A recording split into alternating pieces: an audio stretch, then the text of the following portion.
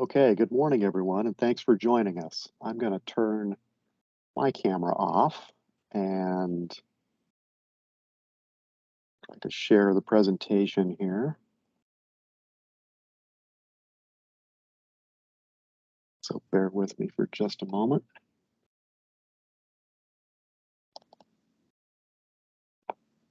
Okay, I think we're ready to begin. This presentation is focused on what it takes to become a certified local government community and the particular benefits of being a CLG. The Certified Local Government Program represents a federal, state, local partnership. The Federal Preservation Agency is the National Park Service, which manages programs under the National Historic Preservation Act. Indiana's State Historic Preservation Office, frequently called the SHPO, is DNR's Division of Historic Preservation and Archaeology, the DHPA. Our office is the state-level counterpart to the National Park Service. The local level partner in this arrangement can be an incorporated town or city or a county, excluding its incorporated areas. Communities that meet specific eligibility criteria can apply to the State Historic Preservation Office to become certified by the National Park Service. This designation indicates that the unit of local government is qualified to carry out certain preservation duties at the local level. And in exchange, the local government receives certain benefits from the state and federal government through this partnership arrangement. Next, let's take a look at the program requirements. A community must have passed a local preservation ordinance for the designation and protection of historic properties. Furthermore, the community should have already designated one or more local landmarks under its ordinance. These locally designated historic landmarks, which are often called landmark districts, can be a single building or property, or a cohesive collection of properties, such as a downtown commercial area, a residential neighborhood, or some other thematic grouping like an industrial complex or a historic campus. A community must have a commission composed of citizen members. Under Indiana law, the number of members can range from 3 to 9. Ideally, at least some of these members should have an educational background in appropriate preservation-related disciplines, such as archaeology, history or architectural history, architecture or historic architecture, or closely related fields like public history, anthropology, urban planning, etc. To be truly qualified and to meet federal qualification standards, a person should have an undergraduate degree plus a license in architecture or a graduate degree plus work experience in one of these other fields. However, we recognize that few communities, especially smaller ones, are flush with people that meet these specific qualifications. So other folks can make for good commission members as well, particularly if they have a strong and demonstrated interest in history, heritage, and preservation. In addition, many communities find it helpful to have members with other relevant job experiences, such as local realtors and contractors. Some communities even reserve a seat on their commission for a designated member of their city or town council. Next, a community must have access to qualified preservation staff who meet the federal qualification standards that I just mentioned. The staff person can be directly employed by the municipality, or they can be a third party who serves through a contractual arrangement. For example, a number of communities have a contract with Indiana Landmarks, where a member of one of their regional offices will review submittals, attend commission meetings, and provide professional guidance to the commission in exchange for an annual fee. This arrangement is frequently called a circuit rider position. Finally, a community must have a survey that identifies and documents historic resources within the local government's jurisdiction. The DHPA maintains a database that is built on data from systematic historic surveys of all 92 counties. In fact, in 2014, the DHPA was recognized by the National Park Service as being the first state in the nation to complete a systematic county by county statewide survey of its historic resources. Now, it had taken the DHPA more than 35 years to reach the point of having a completed survey for every county. So, admittedly, some of this data is now quite old, but it does get updated as demolitions are confirmed or as new survey data becomes available. This database is known as the State Historic Architectural and Archaeological Research Database, or SHARD, and it is available on the DHPA's website. A companion to SHARD is a GIS map known as the Indiana Historic Buildings, Bridges, and Cemeteries map, or as we call it, the BBC map. Together, these tools serve as an excellent starting point for communities to see what has already been documented as historic, and then they can see what has been lost over time and what may have achieved an age to be considered historic since the survey was completed. Having these online resources available generally means that a historic survey does not need to be conducted from scratch. Besides the normal role of a Historic Preservation Commission, there are a number of duties that CLGs must fulfill. First and foremost, the CLG must provide opportunities for and directly encourage public participation in its local preservation program.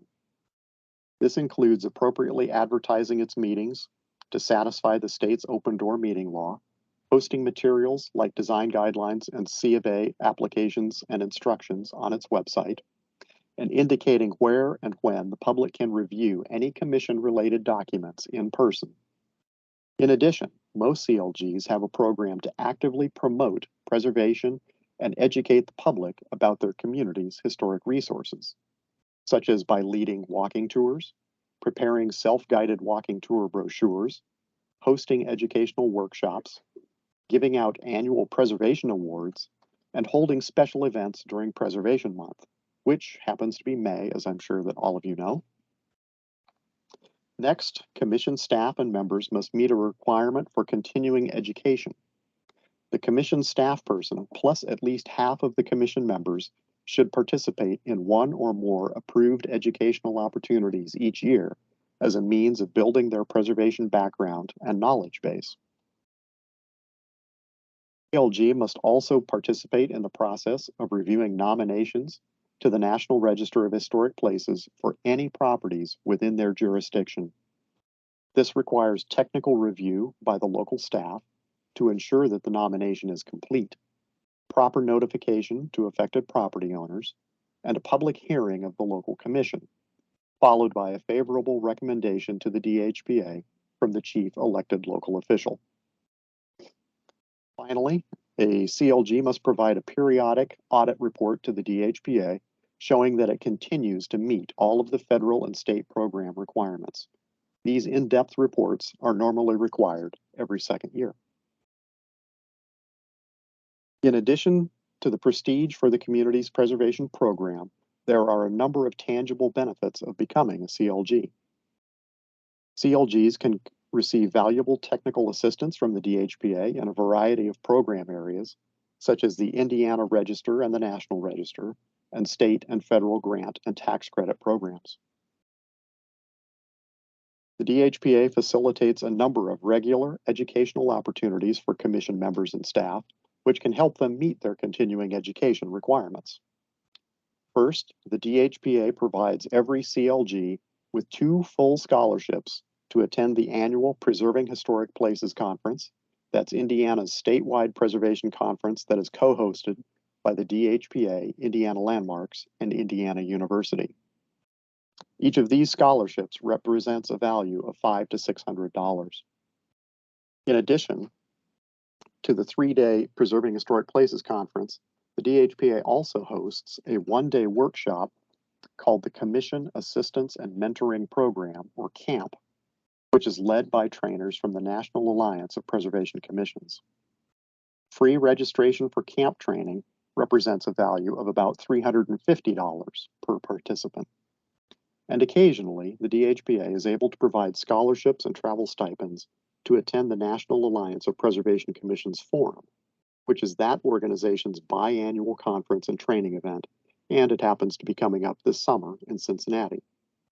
In the past, those training stipends have ranged from $500 to $1,000 per person depending on the conference location and the funds that we have available. Of course, the big financial benefit for CLGs comes through the DHPA's annual Historic Preservation Fund, the HPF Matching Grant Program. We are required by the National Park Service to pass through a minimum of 10% of our total annual Historic Preservation Fund award to CLG communities, or else we simply lose those funds and cannot spend them on anything else. Therefore, CLGs that apply to our annual HPF Matching Grant Program get a significant advantage in the grant evaluation and scoring. This competitive edge makes it so that the vast majority of CLG projects get funded under this program every year. In addition, the maximum grant that CLGs can receive is $10,000 higher than the amount any other applicant can get, $60,000 instead of $50,000. And they also get a more advantageous grant to match ratio, 60-40 instead of 50-50, so that their local match requirement is lower than the amount that is required from other applicants. Now, at this point, I'd like to interject a brief public service announcement.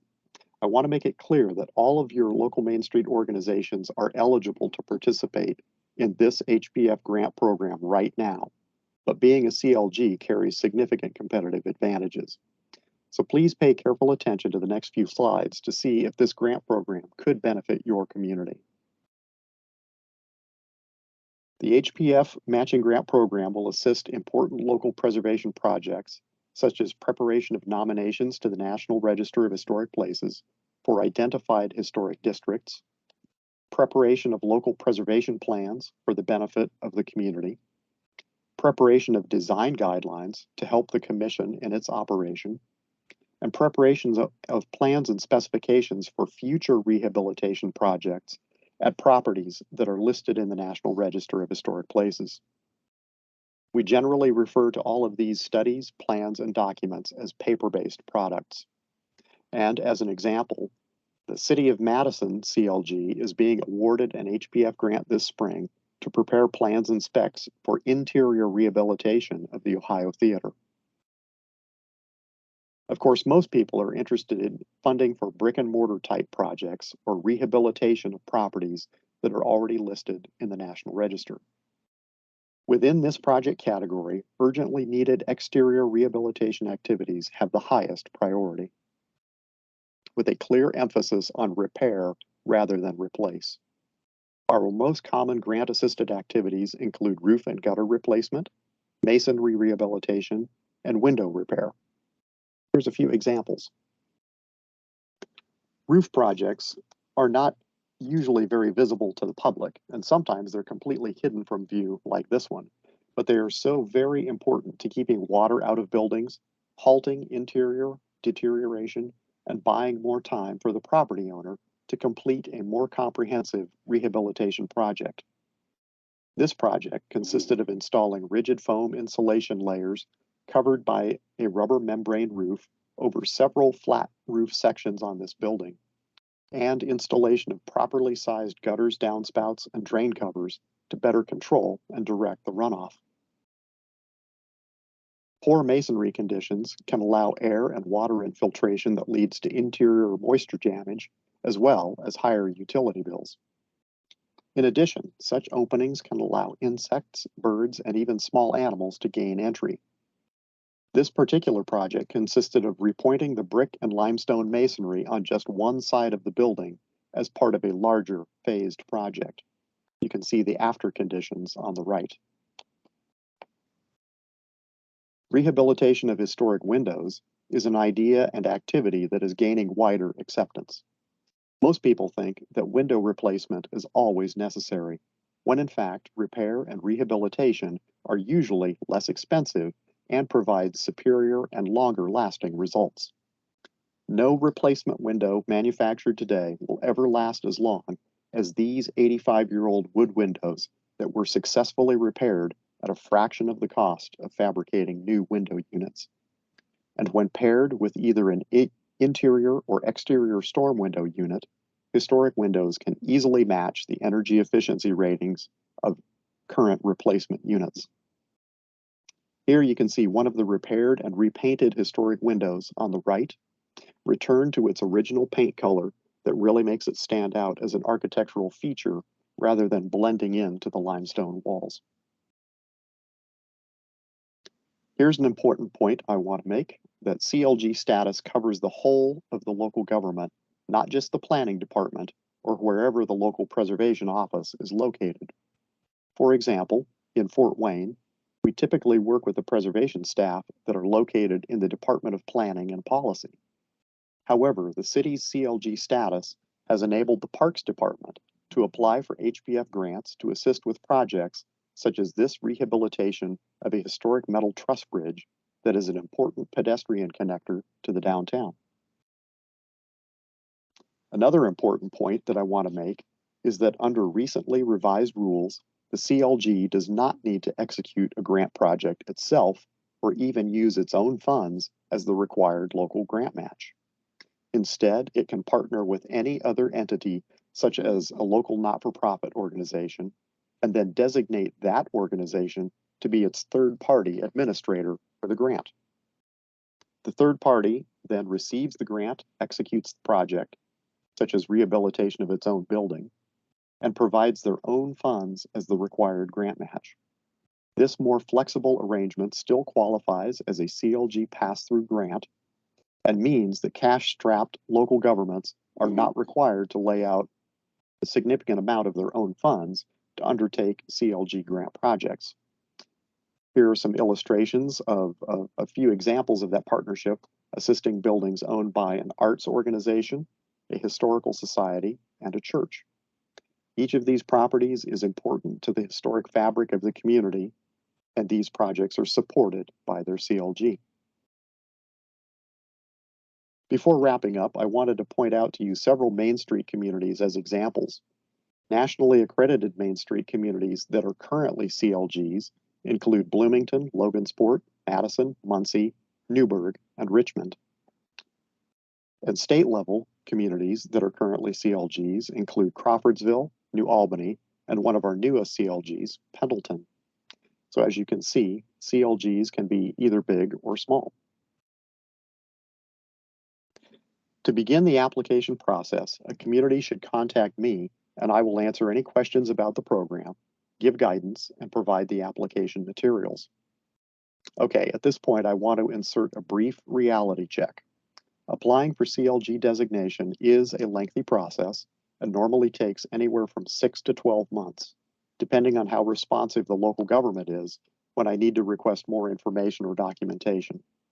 Also, local adoption of procedures for review and processing of National Register applications usually takes about 60 days towards the end of this application review process. And the final step is execution of a memorandum of agreement between the local government and the DHPA, which is a step that normally adds another 30 days or so. In short, this is a very long process with quite a lot of back and forth steps required. Also, passing a local preservation ordinance and setting up a commission should come as an outward expression of the public's existing support for historic preservation activity within their community. Building this kind of public support often takes several years, and without it, any attempts to pass a local preservation ordinance will be unsuccessful and even counterproductive. Therefore, if your community doesn't already have a preservation ordinance and historic preservation commission established, then your community is not ready for the CLG program at this time, but it might be in the future. If you think that your community may be interested in considering a local preservation ordinance, you should reach out to the staff at your regional office of Indiana Landmarks, and they will be happy to assist you. Please feel free to reach out to me with any questions about the CLG program or the Historic Preservation Fund grant program, and I'll be happy to provide you any guidance, materials, and instructions. And that wraps up my presentation, so I think we have plenty of time for some questions. Thank you so much, Steve. At this time, if you do have any questions, please put them in the chat. Just so you guys are aware, the reason that not only we hope that programs would take advantage and become CLGs and have a preservation standard in place, But as you should all be aware at this point, we've kind of sent it in, I don't know how many emails and communications. In January of 2024, Main Street America has now instituted the new evaluation framework. So you all have seen the community self-assessment tool. So if you guys go and look at that in Standard 5, which is preservation-based economic development, one of the key indicators under preservation ethics and education on historic and cultural assets is that your community is a certified local government. As you know, you have to get an average of 3 points per indicator. So it's not, if you're not a CLG and if you don't have these preservation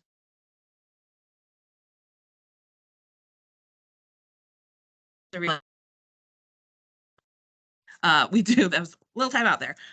We do ask that you guys reach out, like Steve said, reach out to your Indiana Landmarks regional office and start talking through the CLG process so that we can kind of help and guide you guys through. It's not a, as Steve said, I'm gonna repeat what he said, it's not a quick process. So get with your government officials, start talking about what, you know, if a preservation, if a CLG is something that you guys are interested in, your community. It's not a Main Street only focused thing. It is a partnership with your local government. So it would be great to start having those conversations. And with that, I will let any chat questions happen. Jill, I do see you have a question about a building you're working on. I would ask that you just reach out to Steve and have that conversation with him offline. It's, I think you and I have talked about it. It's a little more of a intense conversation. Any other questions about certified local governments and the process or how to become one, or if you have it, if you have a preservation ordinance in place, next steps, about the preservation fund, any questions on that? Pretty quiet today, guys.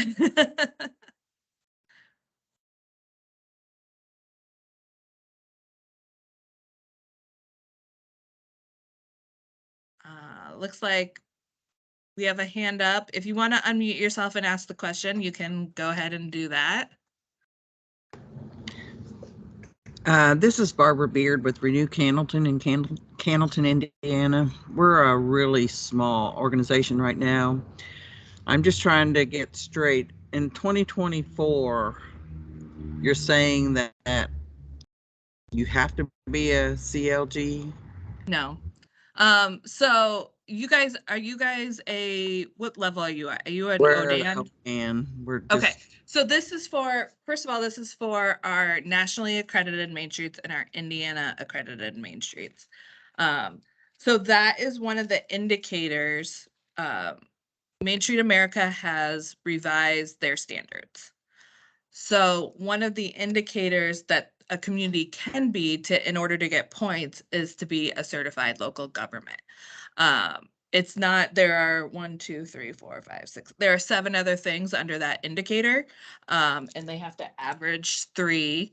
So we would ask that, you know, if that's one of them that you're pursuing, go for it. But again, it's not required.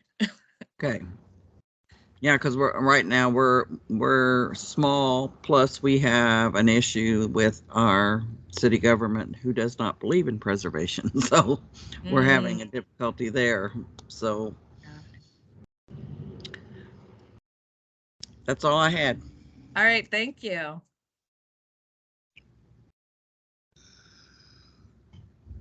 All right. Do we have last call for questions? Anybody else have any questions? Okay, with that, Steve left his email. If you have any questions, you can reach out to him. You can reach out to your regional Indiana Landmarks rep, or you can shoot me an email. Thank you all. And if you want to pass on this presentation, it will be on the Okra YouTube channel within 24 hours, so you can send the link. And we will see you guys all. Hopefully our next Lunch and Learn is May 9th, and the topic is promotion. So we'll be hearing from 4 different Main Street directors who are doing some great things with promotions. So thank you all. Have a great day.